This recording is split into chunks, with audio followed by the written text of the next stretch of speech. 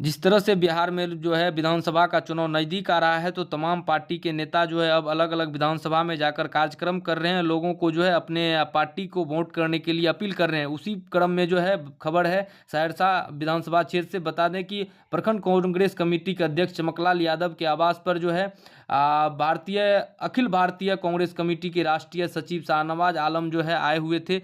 आप देख रहे हैं पूरा जो है सभी लोग यहाँ आए हुए थे। और उसके बाद देखिए बिहार प्रदेश युवा कांग्रेस के महासचिव प्रतिनिधि रामशरण यादव जो है तमाम आए हुए अतिथि को जो है पाग चादर से सम्मानित कर रहे हैं। यह चमकलाल यादव जो कि प्रखंड कांग्रेस कमेटी के अध्यक्ष हैं, उनके आवास पर किस तरह से तमाम नेताओं को जो है स्वागत किया गया। स्वागत के बाद अखिल भारतीय कांग्रेस कमेटी के राष्ट्रीय सचिव शाहनवाज आलम ने अपने संबोधन में आम आवाम को राहुल गांधी, सोनिया गांधी, मल्लिकार्जुन खड़गे के बातों से अवगत कराया। इस कार्यक्रम के खत्म होने के बाद बिहार प्रदेश युवा कांग्रेस के महासचिव प्रतिनिधि श्री रामशरण कुमार के माता के देहावसान के उपरांत तमाम नेता उनके आवास यानी तीरी पंचायत के पदमपुरा गांव पहुंचे और सभी लोग जो हैं उनको सांत्वना दिए। और उनके माता के देहावसान के उपरांत सभी लोग कुछ देर के लिए मौन धारण कर लिए।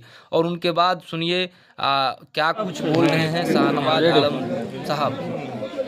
तो सर, जैसे सुनने में आ रहा है कि कांग्रेस चली गाँव की ओर, क्या उद्देश्य है आप लोगों को? गांव में जाकर के लोगों को सचेत करना कि आपके लोकतांत्रिक अधिकार खतरे में हैं। जेडीयू और भाजपा की सरकार आरक्षण खत्म कर रही है, आपको जो भी हक अधिकार मिला था उसको खत्म कर रही है।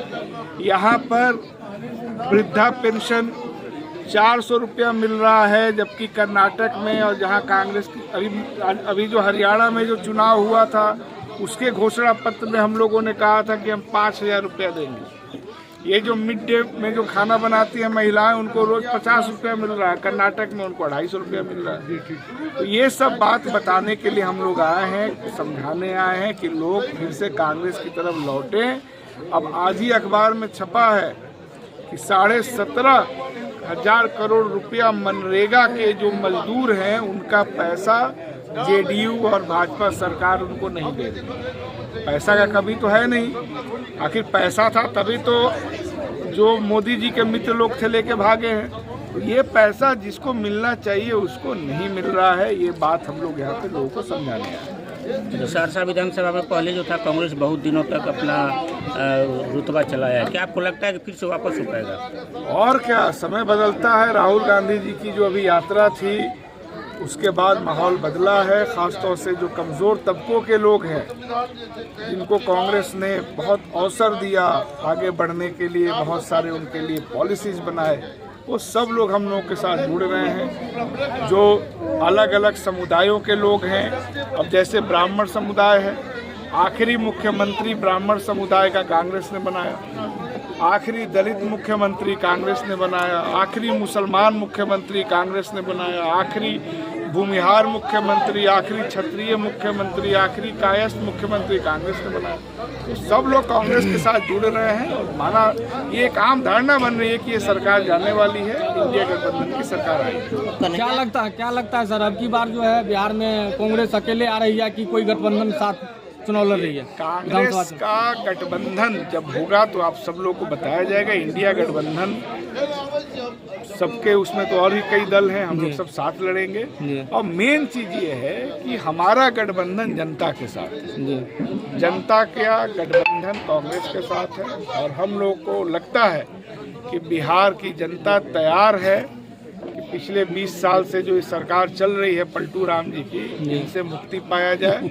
अब उनका जहाँ उनको होना चाहिए। देखिए अभी जो बिहार की स्थिति है, अपराधी का मनोबल बढ़ता जा रहा है, इस पे क्या कहना चाहिए? भाई, जब अपराधी भी तो टीवी देखता है ना, उसके पास भी मोबाइल है, वो देख रहा है कि जब मुख्यमंत्री का दिमागे काम नहीं कर रहा है तो उसका हौसला नहीं बढ़ेगा। तो ये सब देख करके अपना वो और उत्साह में है कि जब इनका दिमागे काम नहीं। देखिए मेरा ये मानना है कि एक उम्र के बाद किसी को भी बीमारी हो जाती है, हमको भी होगा, आपको भी हो सकता है।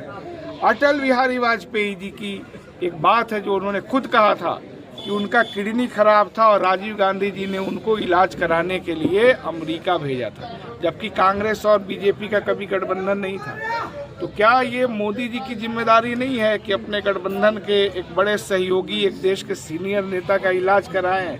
क्या दुनिया में उस बीमारी का इलाज नहीं है? अमेरिका, यूरोप में तो हर चीज़ का इलाज हो रहा है। तो मोदी जी को चाहिए कि इनका वो लोग इलाज कराएं। ये अब बिहार के अच्छे बुरे जैसे हों, एक सीनियर नेता और धरोहर तो है ही, तो धरोहर का संरक्षण होना चाहिए ना।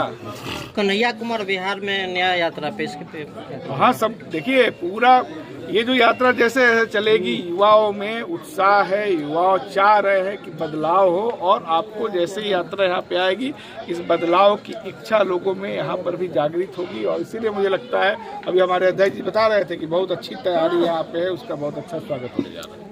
सभी कांग्रेसी सर आज एकत्रित हुए हैं यहाँ पर सहरसा में, क्या कुछ उद्देश्य है इनका? क्या इनसे जनता में क्या संदेश है? उद्देश्य यही है कि जनता का सेवा किया जाए, क्योंकि कांग्रेस जब कमजोर हुई तो सिर्फ पार्टी कमजोर नहीं हुई, बिहार की आम जनता कमजोर हुई। तो बिहार के लोगों को मजबूत करने के लिए कांग्रेस पार्टी के कार्यकर्ता दृढ़ संकल्प है कि हम लोग फिर से सत्ता में आए, इंडिया गठबंधन सत्ता में आए और बिहार को फिर से विकास के तरफ ले चला जाए। बाकी परिचय सर आपका, परिचय सर। मेरा नाम शहनवाज आलम साहब है, ऑल इंडिया कांग्रेस कमेटी के जनाब शहनवाज आलम साहब जी, ये हमारे ऑल इंडिया कांग्रेस कमेटी के राष्ट्रीय सचिव हैं और बिहार के प्रभारी हैं। ये अभी आए हुए हैं जनसंवाद कार्यक्रम करने के लिए, लोगों से जानने के लिए कांग्रेस के जो कमजोरी कहाँ है उसको हम कहाँ जाकर के दुरुस्त कर सकते हैं, अपने संगठन को चुस्त दुरुस्त कर सकते हैं। और इसी के लिए आप देख रहे हैं कि हम लोग गाँव-गाँव जाकर के जनसंवाद कार्यक्रम कर रहे हैं और लोगों को आगाह कर रहे हैं कि देश में एक तरफ जुमलेबाज प्रधानमंत्री है,